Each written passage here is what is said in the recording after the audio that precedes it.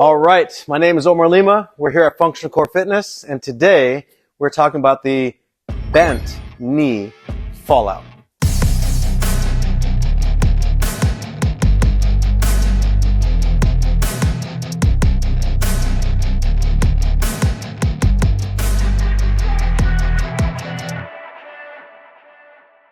All right, today we're going to discuss the bent knee fallout.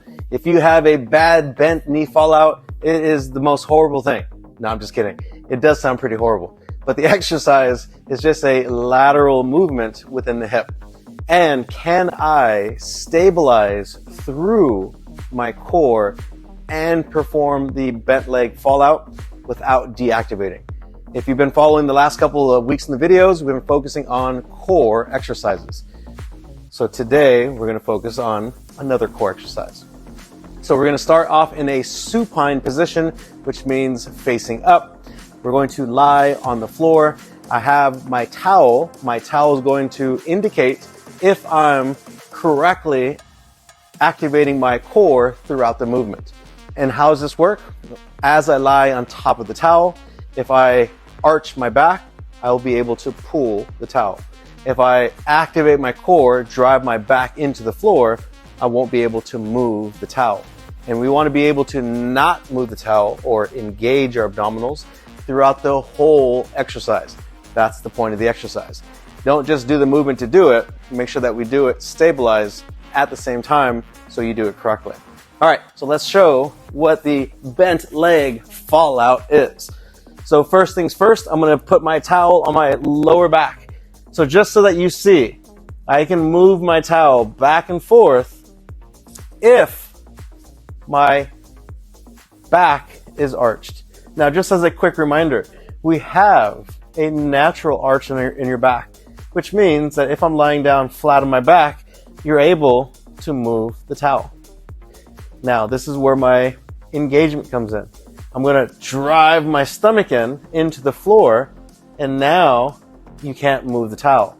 That's the proper activation of your core, and you want to make sure that you test it while you're performing the movement. Now, I'm going to start off in a bent knee position. My feet are hip width apart.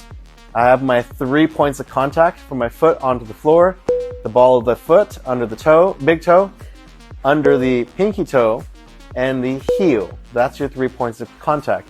So in other words, I'm not here where 2 of the 3 are connected.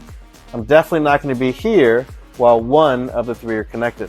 I want to make sure that the 3 points of pressure of my foot are touching the floor. Now, what I'm going to do is I have to activate my core. I'm going to tighten my pelvic floor, and then I'm going to zip up my imaginary jacket, which is my core. Now, if you can see the video, I'll unzip it. You can see the arch. As I zip, I exhale. I test it. Towel doesn't move, so I'm in the right position. Now, I'm going to maintain activation, and I'm going to drop my leg down. As I drop my leg down, can I move the towel? No. So I should be able to perform this movement without being able to pull the towel.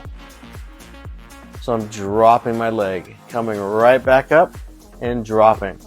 Now, it seems like a very easy exercise, but having to maintain this drive into the stomach, my core activated, and performing the movement at the same time, if I'm not used to activating my core, I'm going to get lazy right about here when my knee goes down. You can see that I can move the towel.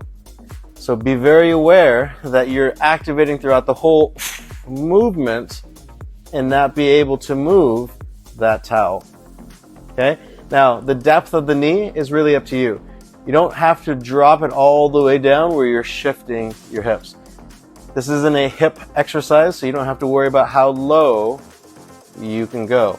But make sure that no matter how low you do go, that we're not able to pull the towel. So keep constant tension on your core. Okay?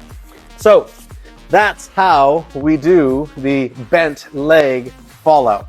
We will see you next week.